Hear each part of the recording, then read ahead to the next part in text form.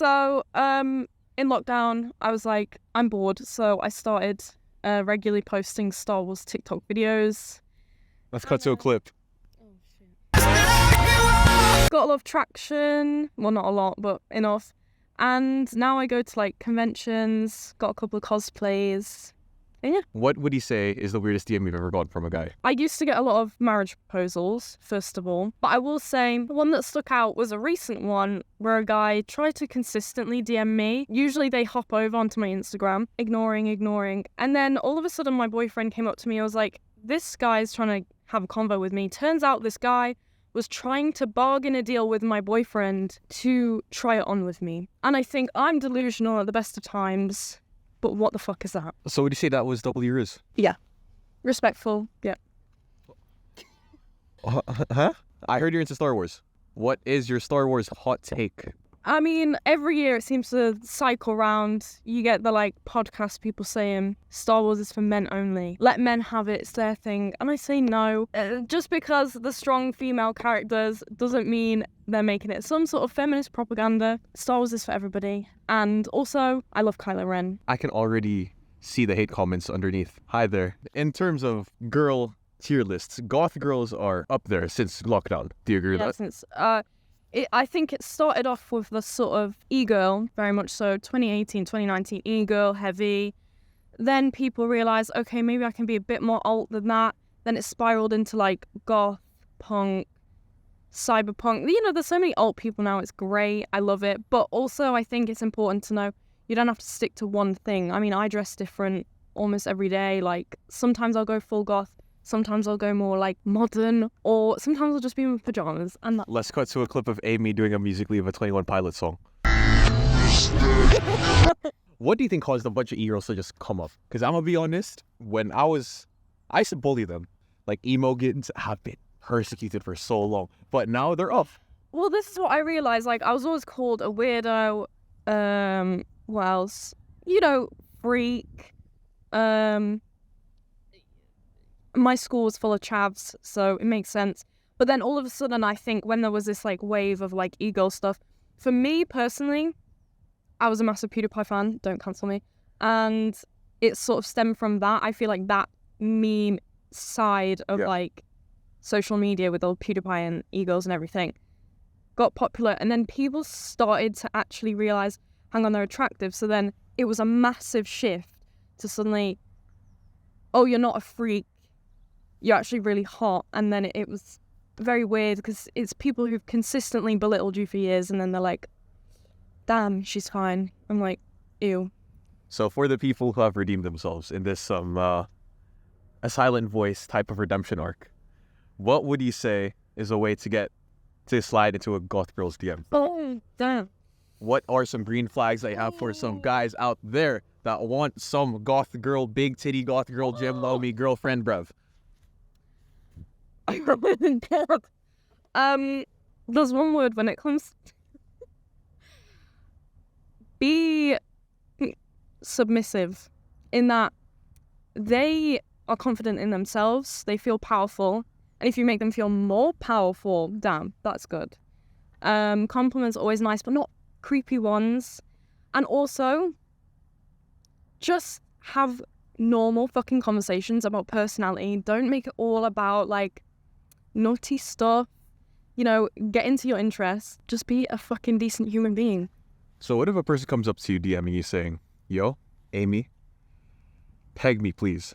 What's your response to that? Touch grass. So what are some red flags that you get during DMs then? Trying to talk to me about music isn't it. Because I'm like, I'm going to keep that to myself. I hate when people are like, oh, you should listen to this because I heard you post a video to this song and da-da-da. I'm like, I don't care. So don't say, I also like the Smiths. Yeah, because it's, you know, they always turn out to be like weirdos. Yeah, because I'm going to be honest, the Smiths is my favorite band. Have you heard of The Cure? I want to know I hate you while I try to explain. Remember that day in Paris. He mixes and produces all his stuff. He's Australian. Oh, when they automatically presume that you're going to answer and then they like get left on red for like months. Like I've had follow-up messages from guys that I ignored with just like hate because I didn't reply to them. Quick fire round. As a person from the north, you guys have a lot of slang. Oh shit. Yep, I'm testing you right now. What is a dibble? Dibble? What is a dibble?